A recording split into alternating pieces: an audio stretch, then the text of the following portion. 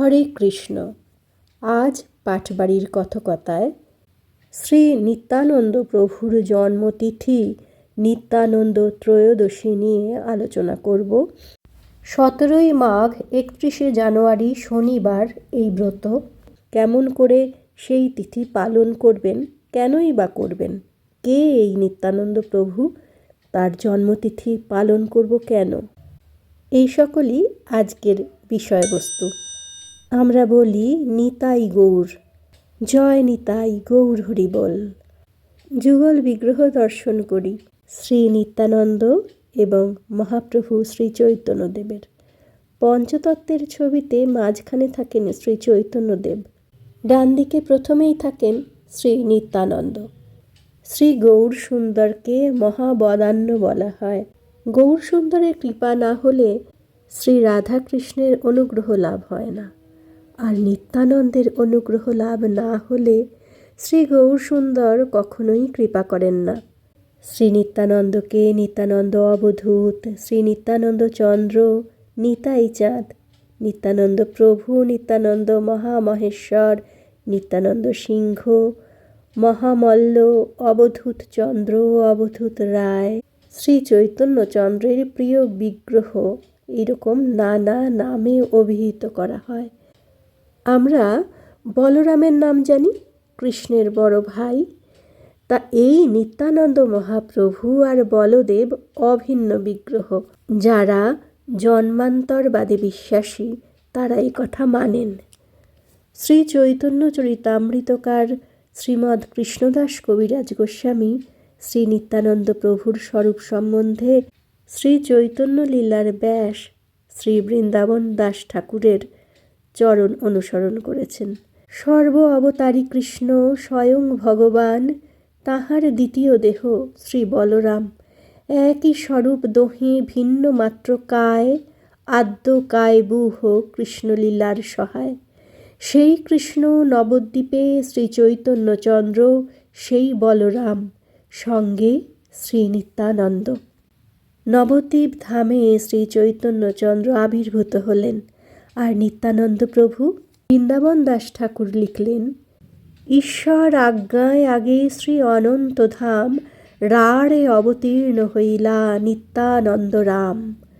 মাঘ মাসে শুক্লা ত্রয়োদশী শুভ দিনে, পদ্মাবতী গর্ভে এক চাকা নাম গ্রামে। রাঢ় দেশ বর্ধমান জেলার অন্তর্গত। বর্ধমান জেলার একচক্রা বা এক চাকা গ্রামে আবির্ভূত হন শ্রী নিত্যানন্দ প্রভু। পিতার নাম শ্রী হারাই পণ্ডিত বা শ্রী হারো ওঝা, ইনি মৈথিল ব্রাহ্মণ, আর মাতার নাম শ্রী পদ্মাবতী দেবী। ব্রাহ্মণ দম্পতি নিত্য ভগবত আরাধনার ও বৈষ্ণব সেবার ফলে আদি বৈষ্ণব ধাম শ্রী অনন্ত স্বয়ং পুত্ররূপে অবতীর্ণ হন। দাপর যুগে যেমন শ্রী বলদেব শ্রীকৃষ্ণের অগ্রজ রূপে অবতীর্ণ হয়েছিলেন, তেমনি কলিযুগে শ্রী নিত্যানন্দ শ্রী গৌর সুন্দরের বড় ভ্রাতা রূপে অবতীর্ণ হয়েছিলেন। না, সহোদর নয়, কিন্তু আমরা বুঝতে পারবো কেন বড় ভাই বলা হলো। যখন শ্রী চৈতন্যদেব নবদ্বীপে আবির্ভূত হচ্ছেন, তখন শ্রী নিত্যানন্দের বয়স 13 বছর।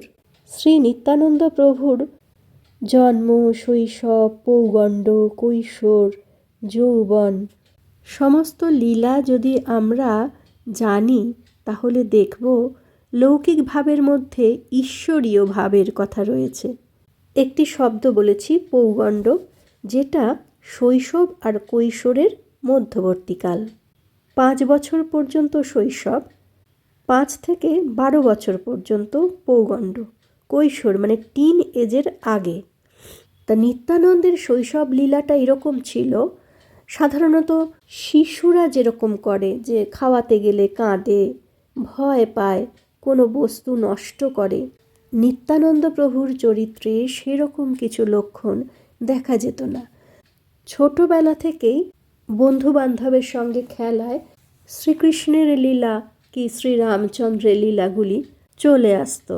আমরা খেলাঘরে পুতুলের বিয়ে দিই, নিত্যানন্দ প্রভু বসুদেব দেবকীর বিয়ে দিতেন। কৃষ্ণ জন্মাবেন, বন্দি ঘরে রেখে দিতেন সেই বসুদেব দেবকীকে। কখনো গোকুল সৃজন করতেন, যে এই জায়গাটা গোকুল বেশ, এইখানে শ্রীকৃষ্ণকে নিয়ে আসা হবে। কোনো শিশুকে পুতনা সাজিয়ে দিতেন, পুতনা বধ হবে। আবার রামলীলা এরকম হতো, নিজেই সেতু বাঁধতেন, অন্যান্য শিশুদের বানর করে দিতেন, ভেরেন্ডার গাছ কেটে জলে ফেলে দিতেন, আর তারপরে সব শিশুরা মিলে জয় রঘুনাথের জয় এরকম জয়ধ্বনি করতেন। কখনো আবার লক্ষণ রূপ নিতেন, ধনুক নিয়ে সুগ্রীবের কাছে যেতেন। কোনো শিশুকে হয়তো সুগ্রীব সাজিয়েছেন, কখনো ইন্দ্রজিৎ বধ হবে, কখনো কোনো শিশুকে বিভীষণ সাজিয়ে রামের কাছে নিয়ে আসতেন, কোনো শিশুকে রাবণ সাজাতেন। এমন হয়েছে যে শক্তিশেল লেগেছে, নিজে লক্ষণ সেজেছেন, শক্তিশেল লেগেছে, তাহলে তো মূর্ছা যেতে হয়, মূর্ছা গেছেন। কোনো শিশু হনুমান সেজে ওষুধ নিয়ে আসতেন, কোনো শিশু বৈদ্য সেজে গাছ লতা পাতা থেঁতো করে রস নিয়ে নাকে ধরতেন, জ্ঞান ফিরে আসতো। এই রকম সব খেলা। শ্রী চৈতন্যদেব তখনও কিন্তু ভূমিষ্ঠ হননি।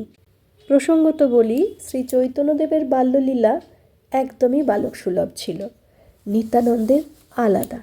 তা নিত্যানন্দ প্রভু শ্রী হারাই পণ্ডিত আর পদ্মাবতী মানে মা বাবার চোখের মণি। মাতা পিতা কেউই নিত্যানন্দকে একটু না দেখলে থাকতে পারেন না, সব কাজের মধ্যে প্রাণটা পড়ে থাকে নিত্যানন্দের দিকে। এমন সময় হলো কি, এক বৈষ্ণব সন্ন্যাসী হারাই পণ্ডিতের ঘরে অতিথি হয়ে এলেন। আগেকার দিন এরকম হতো, এখনকার মতন আগন্তুককে মানুষ ভয় পেত না।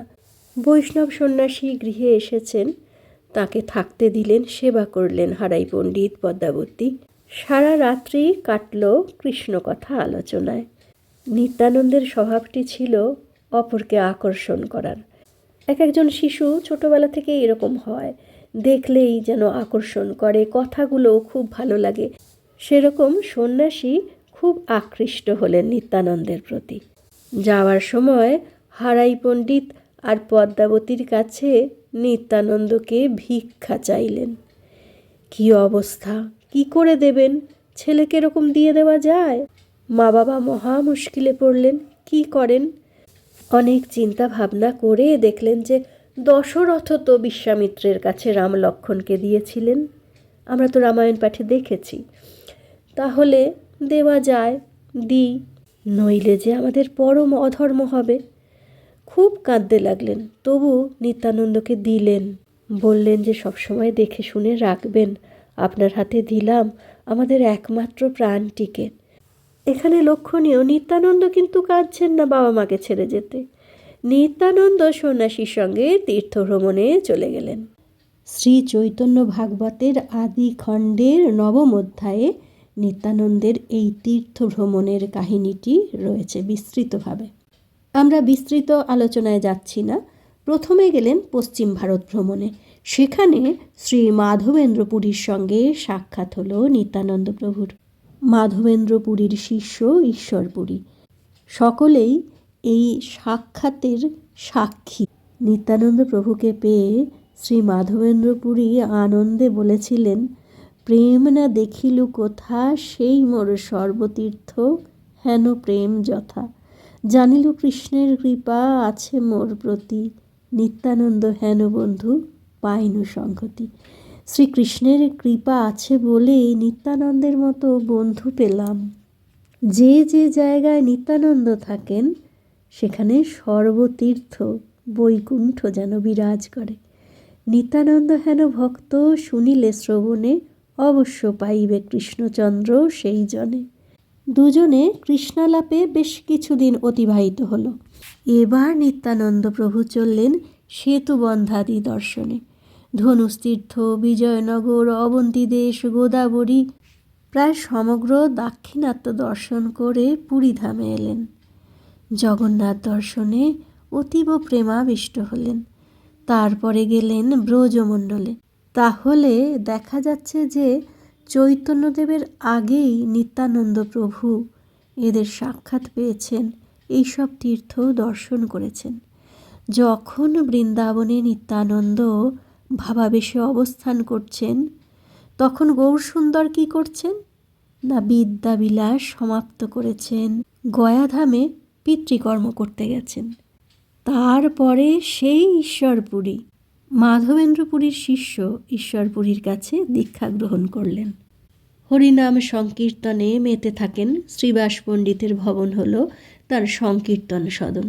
কিন্তু ঘরে ঘরে হরিনাম বিলানোর ব্যাপারটা তখনও কিন্তু হলো না, হয়নি। ভক্ত সঙ্গে শ্রীবাস পণ্ডিতের অঙ্গনে কীর্তন করেন কেবল। ওদিকে বৃন্দাবনে নিত্যানন্দ প্রভু কৃষ্ণ প্রেমাবেশে কৃষ্ণানুসন্ধান করছেন। সমস্ত মন্দির যেন শূন্য, কোথাও কৃষ্ণ নাই। তিনি কোথায় কৃষ্ণ অনুসন্ধান করছেন। এমন সময় দৈববাণী যেন শুনলেন যে এখন তিনি নদিয়াতে অবতীর্ণ হয়েছেন এবং সেখানে সংকীর্তন বিলাস করছেন, তুমি সেখানে যাও। এই কথাটা, এই দৈববাণী শুনে নিত্যানন্দ চললেন ব্রজমণ্ডল থেকে গৌরমণ্ডলে। কোনো অযাচিতভাবে কোথায় একটু দুগ্ধপান অথবা উপবাস, তখন তো সবই হাঁটা, হেঁটে হেঁটে আসছেন। ব্রজমণ্ডল সেই বৃন্দাবন থেকে আসবেন নবদ্বীপ। বহু পরিশ্রমে তিনি নবদ্বীপে এলেন। নবদ্বীপে মায়াপুরে শ্রীনন্দন আচার্য নামক এক পরম মহাভাগবত বাস করতেন গঙ্গার ধারে। অকস্মাৎ শ্রী নিত্যানন্দ তাঁর গৃহে উপস্থিত হলেন। শ্রী নিত্যানন্দ প্রভু বা গৌরচন্দ্র দুজনেরই চেহারা, ওই মূর্তি অন্যরকম। আজানুলম্বিত বাহু, সাধারণত কারো হয় না, হাঁটু পর্যন্ত লম্বা হাত। দেখে বুঝলেন যে শুধুমাত্র পুরুষ নন, পুরুষ রত্ন। শ্রীনন্দন আচার্য তাকে বসিয়ে পূজা করলেন এবং তার সেবার ব্যবস্থা করলেন। ভিক্ষা করে আনেন, তাই দিয়ে সেবা করেন। এদিকে অন্তর্যামী গৌর সুন্দর জানতে পেরেছেন মনে মনে। ভোর ভোরই তো চলে যান শ্রীবাসঙ্গনে। তা সেদিন গিয়ে ভক্তগণের সামনে বলছেন যে আমি একটা স্বপ্ন দেখেছি, অপূর্ব স্বপ্ন, শেষ রাত্রির স্বপ্ন, কিন্তু মিথ্যে হয় না। এক তালধ্বজ রথ যেন আমার গৃহে উপনীত হয়েছে। সেই রথের মধ্যে এক বিশালকায় মহাপুরুষ, তার কাঁধে মুষল রয়েছে আর নীল বস্ত্র পরে আছেন তিনি। বাঁ হাতে রয়েছে বেত নির্মিত কমণ্ডলু, কোনো ধাতুর নয়, বেত্র নির্মিত। তিনি বারবার জিজ্ঞাসা করছেন, এ বাড়ি কি নিমাই পণ্ডিতের? আমি জিজ্ঞাসা করলাম তার পরিচয়। তিনি বললেন, আমি তোমার ভাই, আগামীকাল পরিচয় হবে দুজনের। তার কথা শুনে আমার খুব আনন্দ হলো। স্বপ্ন ভেঙে গেল। দেখি রাত্রি শেষ হয়ে গেছে, তাহলে তো ভোরের স্বপ্ন, নিশ্চয়ই সত্যি হবে। কিছুক্ষণ যেন ভাবাবিষ্ট হয়ে পড়লেন। তারপর বাহ্য দশা প্রাপ্ত হলে বললেন যে দেখো তো তোমরা নবদ্বীপে সেই রকম কোনো মহাপুরুষ এসেছেন কি না। ভক্তেরা সন্ধান করে কিছুতেই কোথাও কাউকে পেলেন না। বললেন, স্বপ্নর কথা মিথ্যা নয়, নিশ্চয়ই আছে কোনোখানে, কিন্তু আপনি চলুন প্রভু, আপনি নিজে গেলে যদি পাই। মহাপ্রভু চলতে লাগলেন, সঙ্গে ভক্তগণ। মহাপ্রভু সোজা সুজি ঠিক শ্রীনন্দ আচার্যের গৃহে চলে গেলেন। সেখানে ঘরের বারান্দায় দেখছেন শ্রীনন্দন আচার্যের গৃহের বারান্দায় দিব্য আসনে এক মহাপুরুষ রতন ধ্যানাবিষ্ট হয়ে বসে আছেন। মহাপ্রভু তো স্বপ্নে দেখেছিলেন, চিনতে পারলেন, অপলক দৃষ্টিতে চেয়ে আছেন, সঙ্গে ভক্তগণও চেয়ে আছেন। নিত্যানন্দ প্রভু চোখ খুললেন। এ কাকে দেখছেন? যেন কতকালের চেনা, আর কতদিন পর যেন দেখা হলো। দুজনেই অপলক দৃষ্টিতে দুজনের দিকে তাকিয়ে রয়েছেন। নয়নে নয়নে যেন দুহে দুহার রূপপানে বিভোর। শ্রীবাস পণ্ডিতও দেখছেন এগুলো। তখন শ্রীবাস পণ্ডিত একটি গান ধরলেন। শ্রীমদ্ ভাগবতের একটি শ্লোক, শ্রীকৃষ্ণের রূপ বর্ণনা রয়েছে তাতে। গান করতে লাগলেন। নিত্যানন্দ প্রভু আবার প্রেমাবিষ্ট, মাটিতে গড়াগড়ি দিয়ে কাঁদছেন। নয়ন জলে ভূতল সিক্ত হয়ে গেছে। সেই প্রেম দর্শনে শ্রী গৌরসুন্দর আর স্থির থাকতে পারলেন না। তিনিও কৃষ্ণ কৃষ্ণ বলে নিত্যানন্দকে জড়িয়ে ধরলেন। মিলন হলো শ্রী চৈতন্যদেবের সঙ্গে শ্রী নিত্যানন্দের। ভক্তগণ হরিধ্বনি দিতে লাগলেন। ফিরে এলেন শ্রীবাস অঙ্গনে সকলে মিলে সংকীর্তন করতে করতে। আর শ্রী গৌরসুন্দর বলে দিলেন যে শ্রী নিত্যানন্দ যেন শ্রীবাসের গৃহেই অবস্থান করেন। শ্রীবাস পণ্ডিত প্রভুর আজ্ঞায় নিত্যানন্দকে সাক্ষাৎ ঈশ্বর জ্ঞানে সেবা করতে লাগলেন। শ্রীবাসের পত্নী মালিনী দেবী শচীমাতার সখী। তার মালিনী দেবী নিত্যানন্দ প্রভুকে পুত্রের মতো সেবা করতে লাগলেন। একদিন হলো কি, মালিনী দেবী ভগবত অর্জনের বাসন নিয়ে মাজতে গেছেন। এমন সময় একটা কাক উড়ে এসে ঠাকুরের ঘিয়ের বাটিটা নিয়ে চলে গেল। আর মালিনী দেবী হায় হায় করছেন। নিত্যানন্দ প্রভু সেটা লক্ষ্য করেছেন। তারপরে বললেন, মা তুমি দুঃখ করো না, আমি এক্ষুনি ওই বাটি এনে দেব। বলে তিনি কাককে বললেন, ওরে কাক, তুই শীঘ্র করে ঠাকুরের ঘৃত বাটিটি এনে দে। সত্যি সত্যি সেই কাক কোথা থেকে উড়ে এসে ঘিয়ের বাটিটা রেখে দিয়ে গেল। এমন অনেক অলৌকিক ঘটনা রয়েছে যেগুলো সাধারণ মানুষের মেনে নিতে একটু মুশকিল হয়, কিন্তু এগুলো ঘটেও। একদিন গৌরসুন্দর নিত্যানন্দ প্রভুকে জিজ্ঞাসা করলেন, গুরু পূর্ণিমায় ব্যাস পূজা কোথায় করবে? গুরু পূর্ণিমায় যে ব্যাসকে পুজো করা হয় তার কারণ রয়েছে। গুরু পূর্ণিমার একটি ভিডিও পাটবাড়ির রয়েছে, আগ্রহী শ্রোতা বন্ধুরা শুনতে পারেন যে গুরু পূর্ণিমায় কেন ব্যাসদেবের পূজা করা হয়। যাই হোক, তা পূজার কোথায় আয়োজন করা হবে? না, শ্রীবাসের গৃহেতেই হবে। তা শ্রীবাস পণ্ডিত মহোৎসবের আয়োজন করলেন। মহোৎসবের আগের দিন অধিবাস। অধিবাসের দিন সুসজ্জিত ব্যাস পূজা মণ্ডপে প্রাতঃকাল থেকেই কীর্তন শুরু হয়েছে, কিন্তু নিয়ম করা হয়েছে ভক্তগণ ভিন্ন কেউ প্রবেশ করতে পারবে না। আরম্ভ হলো গৌর নিত্যানন্দের মহানৃত্য সংকীর্তন। আজ গোলকের হরি ভুলোকে নেমেছেন, যুগধর্ম নাম সংকীর্তন ও স্বীয় ভক্তিরস মাধুর্য আস্বাদনের জন্য। মধ্যাহ্নকালে বিশ্রাম করলেন। পুনঃ সন্ধ্যাকাল থেকে মহাসংকীর্তন আরম্ভ হলো। প্রায় মধ্যরাত পর্যন্ত সংকীর্তন চলল। ভক্তগণ নিজ নিজ ভবনে চলে গেলেন। মহাপ্রভু নিজ ভবনে এলেন। নিত্যানন্দ প্রভু রইলেন শ্রীবাস অঙ্গনে। রাত্রি গভীর হলে নিত্যানন্দ মহাভাবাবেশে হুঙ্কার করে উঠলেন। নিজের দণ্ডটি ভেঙে ফেললেন, কমণ্ডলু দূরে ফেলে দিলেন। পরদিন সকালে শ্রী গৌরসুন্দর এসেছেন, সমস্ত শুনলেন। বললেন যে নিত্যানন্দ মহাভাগবত নিত্যসিদ্ধজন, তার পক্ষে এ সকল চিহ্ন, এই যে দণ্ড কমণ্ডলু, এগুলো বর্ণাশ্রমের চিহ্ন, এগুলো রক্ষা করার প্রয়োজন নেই। তারপর গঙ্গা স্নান করলেন দুজনে, শ্রীবাসাঙ্গনে এলেন, নতুন বস্ত্র পরিধান করলেন। ব্যাস পূজা বলে কথা। খোল করতাল মৃদঙ্গ নিয়ে মহাসংকীর্তন আরম্ভ হলো। শ্রীবাসাঙ্গনে যেন আনন্দমূর্তিমান অবতীর্ণ হয়েছেন। প্রভুর ইঙ্গিতে শ্রীবাস পণ্ডিত একখানি মালা নিয়ে এসে শ্রী নিত্যানন্দ প্রভুর হাতে দিলেন। ব্যাস পূজা হবে, ব্যাসের কণ্ঠে দিতে হবে। মালাটি নিয়ে নিত্যানন্দ প্রভু চারিদিকে দেখছেন। দেখতে দেখতে হঠাৎ হেসে গৌর সুন্দরের কণ্ঠে পরিয়ে দিলেন।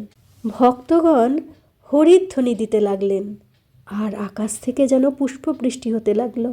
শ্রী গৌর সুন্দর সেদিন নিত্যানন্দ প্রভুকে ষড়ভুজ মূর্তি দর্শন করিয়েছিলেন। শ্রী নিত্যানন্দ প্রভু আনন্দে মূর্ছা গেলেন। গৌর সুন্দর শ্রী নিত্যানন্দের অঙ্গ স্পর্শ করে বললেন, শ্রীপাদ তুমি স্থির হও। যে সংকীর্তন প্রচারের জন্য তুমি অবতীর্ণ হয়েছ তা সিদ্ধ হলো। তুমি প্রেমভক্তি ধনের ভাণ্ডারী, সেখান থেকে সাধারণ লোককে কিছু দাও, তবে তো তারা প্রেম লাভ করতে পারবে। সকলে আবার হরিধ্বনি দিতে লাগলেন। মালিনী দেবীর সঙ্গে শ্রী সচী মাতা নিভৃতে বসে সকল লীলা দর্শন করছেন। সংকীর্তন শেষে ব্যাস পূজার প্রসাদ সকল ভক্তরা নিলেন। শ্রী ব্যাস পূজার পরের দিন শ্রী গৌর সুন্দর শ্রীবাস পণ্ডিতের ভাই রাম পণ্ডিতকে শান্তিপুরে শ্রী অদ্বৈত আচার্যের গৃহে পাঠালেন। শ্রীরাম পণ্ডিত নিত্যানন্দের আসার কথা সেখানে বললেন। শ্রী অদ্বৈত আচার্য শীঘ্রই শ্রী গৌর সুন্দর আর নিত্যানন্দের শ্রীচরণ দর্শনে চললেন। সকলে এক জায়গায় হয়েছেন। শ্রী গৌর সুন্দর বসেছেন, নিত্যানন্দ প্রভু মাথায় ছাতা ধরেছেন, অদ্বৈত প্রভু স্তুতি পাঠ করছেন, গদাধর পণ্ডিত তাম্বুল পান নিয়ে এসেছেন, আর শ্রীবাস চামর দিয়ে বাতাস করছেন। এরকম প্রত্যেক ভক্ত কিছু না কিছু প্রভুর সেবা করছেন। এই শ্রী নিত্যানন্দ এবং শ্রী গৌর সুন্দর একে অপরের পরিপূরক। শ্রীবাস পণ্ডিতকে নিত্যানন্দ সম্বন্ধে জিজ্ঞাসা করা হলে মহাপ্রভুকে শ্রীবাস বলেছিলেন যে শ্রী নিত্যানন্দ তোমারই দেহ, তোমাদের উভয়ের মধ্যে কোনো ভেদ দেখি না, বরং তোমাকে জানতে হলে নিতাইয়ের কৃপা দরকার। গৌর সুন্দর শ্রীবাসের মুখে কথা শুনে বলেছিলেন, শ্রীবাস, নিত্যানন্দের প্রতি তোমার এইরকম বিশ্বাস? আমি তোমাকে বরদান করছি, তোমার গৃহে কোনো দিন অন্ন বস্ত্রের অভাব হবে না, তোমার গৃহে সকলেই আমার প্রিয় হবে।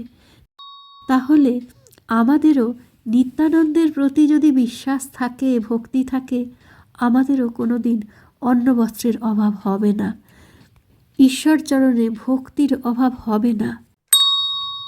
একদিন সচিমাতা এক অপূর্ব স্বপ্ন দর্শন করেছেন। গৌর নিতাই সাক্ষাৎ ব্রজের কানাই বলাই। নিতাই সচিমাকে মা বলে ডাকছেন, আর সচিমা রান্না করে নিতাইকে খাওয়াচ্ছেন। সকালে এই স্বপ্নের কথা সচিমা গৌর সুন্দরকে বললেন। গৌর সুন্দর শুনে বললেন, মা, তাহলে আজকে নিত্যানন্দকে আমাদের ঘরে নেমন্তন্ন করো না। সেই প্রথম নিত্যানন্দ গৌর সুন্দরের ঘরে এলেন। ঈশানের নাম তো সকলেই জানেন, ভৃত্য ঈশান।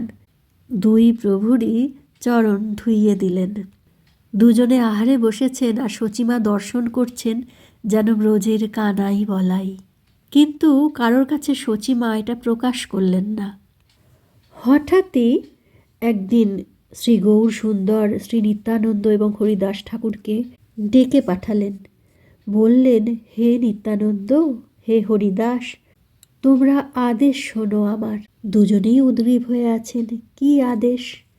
কি আদেশ দয়াময়?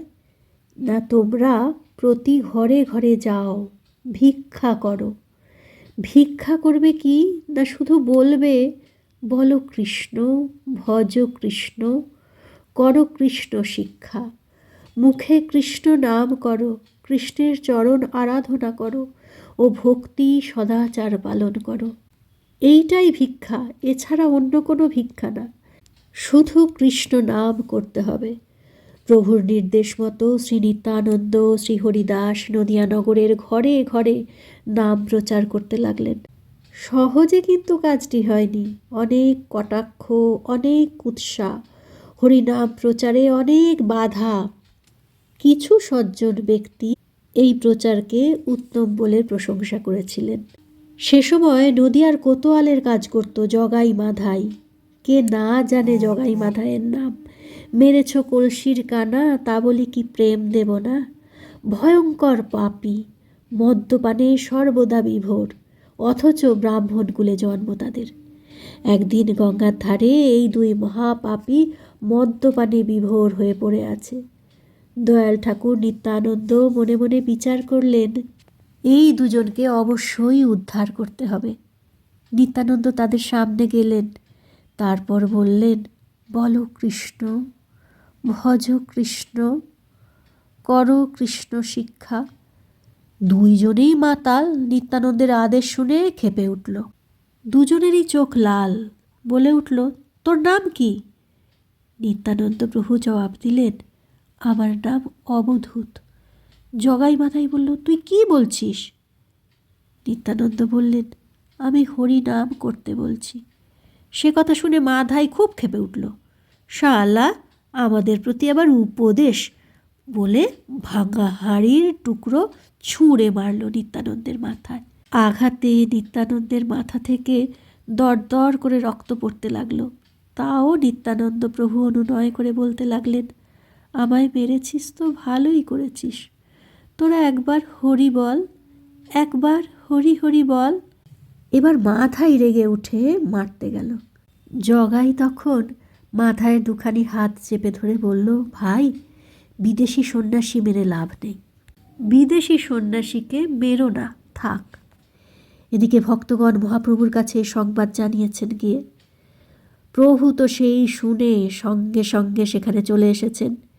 দেখেছেন নিত্যানন্দের কপাল থেকে রক্ত বেরোচ্ছে। সঙ্গে সঙ্গে রেগে গিয়ে সুদর্শন চক্রকে আহ্বান করছেন। চক্র উপস্থিত, আর দুই ভাই ভয়ে কাঁপছে। নিত্যানন্দ প্রভু অমনি প্রভুর করপদ্ম ধরে বলতে লাগলেন, হে দয়াময় প্রভু, ক্রোধ সংবরণ করো। এ অবতার অস্ত্র ধারণের অবতার নয়, নাম প্রেমে পাপী উদ্ধারের অবতার। আমি অনুনয় করছি, তুমি অস্ত্র ধরো না। নাম প্রেমে তুমি এই দুই পাপীকে উদ্ধার করো। গৌরসুন্দর নিত্যানন্দের কথায় যেন গলে গেলেন। সুদর্শনকে চলে যেতে বললেন। তারপর যখন শুনলেন যে জগাই নিত্যানন্দকে মাধাইয়ের হাত থেকে রক্ষা করেছেন, তখন জগাইকে ডেকে দিব্যরূপ দর্শন করালেন প্রভু। কিন্তু পাশে থেকেও মাধাই কিছু দেখতে পেল না। জগাই বলল, আমরা দুই ভাই, আমাকে যেমন দয়া করলে তেমনি মাধাইকেও করো।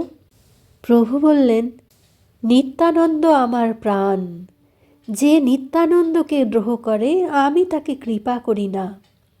মাধাই যদি নিতাইয়ের চরণ ধরে অপরাধ ক্ষমা প্রার্থনা করে তবে সেও প্রেম পাবে। এও আমাদের জন্য কিন্তু শিক্ষা। নিতাইয়ের সেবা আগে করতে হবে, নিতাই পেলে তবে গৌর পাওয়া যাবে।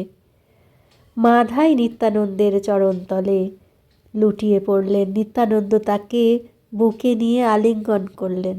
ভক্তগণ চারিদিকে হরিধ্বনি দিতে লাগলেন। নদিয়ার শাসক সিরাজউদ্দিন মৌলানা খুব বাধা দিয়েছিলেন, সংকীর্তন করতে দেবেন না। ভক্তদের গৃহে প্রবেশ করে মৃদঙ্গ প্রভৃতি ভেঙে দিতে লাগলেন। অত্যাচার। সমস্ত কথা ভক্তগণ এসে প্রভুর কাছে বলতো। সেই শুনে মহাপ্রভু নিত্যানন্দ প্রভুর সঙ্গে পরামর্শ করে সমস্ত ভক্তগণকে নিয়ে সন্ধ্যায় এক বিরাট নগর সংকীর্তন বার করলেন। শ্রী গৌর নিত্যানন্দের অচিন্ত্য শক্তিতে কোথা থেকে যে এত ভক্ত সমাগম হলো কেউ বুঝতে পারলেন না। 10 দিক যেন আলোকিত হয়ে উঠল। মহাসংকীর্তনের দল সিরাজউদ্দিন মৌলানা কাজীর গৃহের দিকে চলতে লাগল। এই বিভূতি দর্শন করে নিস্তব্ধ হয়ে বসে রইলেন কাজী, যেন তার শক্তি সংকীর্তনে চুরি হয়ে গেছে। গৌরহরি নিত্যানন্দ অদ্বৈত আচার্যকে নিয়ে কাজীর গৃহে প্রবেশ করলেন। কাজীকে ডাকলেন, বললেন, আপনার নগরে সংকীর্তন হচ্ছে, মহাসংকীর্তন, কেন বাধা দিচ্ছেন না? কাজী বললেন, হে গৌরহরি, আমি যে দিবস ভক্তের গৃহে প্রবেশ করে মৃদঙ্গ ভেঙেছিলাম, সেই দিবস রাত্রে এক ভয়ঙ্কর স্বপ্ন দেখেছিলাম। কোনো এক ভয়ঙ্কর নৃসিংহ মূর্তি হুঙ্কার করে আমার বক্ষে আরোহণ করে বলেছিলেন, এ মৃদঙ্গখণ্ডে তোর বক্ষ বিদীর্ণ করব। আমি ভয়ে অনেক স্তব করেছিলাম। তিনি বলেছিলেন, তোকে আজ ক্ষমা করে যাচ্ছি। স্বপ্ন ভেঙে গিয়েছিল, কিন্তু সেই থেকে আমি আর সংকীর্তনে বাধা দিই না। আমার মনে হয় তুমি সেই ঈশ্বর। মহাপ্রভু বললেন, আমি সব দোষ তোমার ক্ষমা করব, একবার শুধু হরি বলো। এইটি যুগের ধর্ম, যুগের সকলের জন্য। কাজী সাহেব মহাপ্রভুর ও নিত্যানন্দের দর্শন স্পর্শনে ও বাণী শ্রবণে একবারে মুগ্ধ হয়ে গেলেন। প্রভুর সঙ্গে হরিনাম গান করে চললেন। কাজীর উদ্ধার দর্শনে আনন্দে ভক্তগণ হরিধ্বনি করতে লাগলেন। এসব আমরা অনেক চলচ্চিত্রে দেখেছি। ইনি চাঁদ কাজী খ্যাত হয়েছিলেন এই নামে। শ্রী নিত্যানন্দ প্রভু মহাপ্রভু শ্রী চৈতন্যদেবের যাবতীয় লীলার সহায়ক। প্রভুর সঙ্গে শ্রীক্ষেত্রে যাত্রা করেছেন, শ্রীক্ষেত্র ধামে কিছুদিন মহাপ্রভুর সঙ্গে ছিলেন, রথযাত্রা দর্শন করেছেন। আর পুরীতে অবস্থানকালেই নিত্যানন্দকে গৌরসুন্দর বলেছিলেন, আমরা দুজনেই যদি এই শ্রীক্ষেত্রে থাকি তাহলে গৌর দেশবাসীর কী হবে? তুমি শীঘ্র গৌর দেশে যাও, সেখানকার ভক্তদের সুখী করো, পাপী তাপী জীবগণকে উদ্ধার করো। তখন শ্রী নিত্যানন্দ প্রভু রামদাস, শ্রী গদাধর দাস, শ্রী রঘুনাথ বৈদ্য, শ্রীকৃষ্ণ দাস পণ্ডিত, শ্রী পরমেশ্বরী দাস, শ্রী পুরন্দর পণ্ডিতকে সঙ্গে নিয়ে গৌড়ে ফিরে এসেছিলেন। প্রথমে পানিহাটি গ্রামে শ্রী রাঘব পণ্ডিতের গৃহে আগমন করেছিলেন। পানিহাটির কথাও কিন্তু আমাদের পাঠবাড়ির পাঠে আছে। ভক্তগণকে বলবো, যদি শুনতে ইচ্ছা হয় একটু দেখে নিতে। পানিহাটিতে রাঘব পণ্ডিতকে নিত্যানন্দ প্রভু বলেছিলেন, আজকে কদম ফুলের মালা পরব। ভক্তগণ বললেন, এ তো কদম ফুলের সময় নয়, কোথায় পাবো? নিত্যানন্দ বলেছিলেন, দেখো বাগানে আছে। বাগানে গিয়ে ভক্তগণ দেখলেন সত্যি জম্বীরের গাছে কদম ফুল ফুটে আছে। নিত্যানন্দ প্রভুর অলংকার পরতে ইচ্ছা হলো। সঙ্গে সঙ্গে সব অলংকার উপস্থিত, সেই ইচ্ছাও পূর্ণ হলো। পানিহাটি থেকে খড়দায় গেলেন পুরন্দর পণ্ডিতের গৃহে। সেখানেও কীর্তন বিলাস করার পর গঙ্গার ধারে সপ্তগ্রামে বণিক শ্রেষ্ঠ শ্রী উদ্ধারণ দত্তের গৃহে শুভ বিজয় করলেন। নিত্যানন্দ কিছুদিন বণিক কুলকে উদ্ধার করে শ্রী শান্তিপুরে অদ্বৈত আচার্য ভবনে আগমন করলেন। শান্তিপুর অবস্থান করার পর শ্রী নবদ্বীপ মায়াপুরে শ্রী শচীমাকে দর্শনের জন্য এলেন। নিত্যানন্দ প্রভু নবদ্বীপে অবস্থান করে মহাসংকীর্তন বিলাস করতে লাগলেন। শ্রী নিত্যানন্দ ত্রয়োদশী পালন করার এটাই উদ্দেশ্য, প্রেমভক্তি লাভ। শ্রী নিত্যানন্দ প্রভু দীনহীন পাপী সকলকেই প্রেমভক্তি দান করেন। আর আগেই তো দেখলাম যে নিত্যানন্দ প্রভুকে না পেলে গৌরসুন্দরের কৃপা পাওয়া যায় না। শ্রী নিত্যানন্দের জন্মতিথি নিত্যানন্দ ত্রয়োদশীকে স্মরণ রাখার জন্য বৈষ্ণবগণ প্রতি বছর এই তিথিতে ব্রতোপবাস এবং মধ্যাহ্নকালে অভিষেক ক্রিয়া সুসম্পন্ন করেন। কেউ কেউ তিথি উপলক্ষে শ্রীমদ্ ভাগবত পাঠ, অষ্টপ্রহর হরিনাম সংকীর্তন, তার জীবনচরিত পাঠ, সূচক কীর্তন, শ্রী নিত্যানন্দাষ্টকম পাঠ, জন্মলীলা কীর্তন ইত্যাদি অনুষ্ঠান করেন। নরোত্তম ঠাকুরের সেই পদ, নিতাই পদকমল কোটিচন্দ্র সুশীতল, যে ছায়ায় জগৎ জুড়ায়, হেন নিতাই বিনে ভাই, রাধা কৃষ্ণ পাইতে নাই, দৃঢ় করি ধর নিতাই পায়। তাই নিত্যানন্দ ত্রয়োদশীর দিন অন্তত দুপুর 12টা পর্যন্ত উপবাসে থাকা, উপবাস মানে নিকটে বাস করা। মনে মনে আমরা নিত্যানন্দ প্রভুর সঙ্গে থাকব। তারপর প্রভুর উদ্দেশ্যে দুধ, দই, ঘি, মধু, চিনি দিয়ে একটু অভিষেক করতে পারেন, একগাছি মালা গেঁথে দিতে পারেন। কিছু না আয়োজন থাকে, নিতাই গৌরের চরণে দুপাতা করে তুলসী দিয়ে নিরামিষ ব্যঞ্জনাদি সহ প্রভুর উদ্দেশ্যে নিবেদন করতে পারেন। যে কেউ এই তিথি পালন করতে পারেন, কোনো বাধা নেই।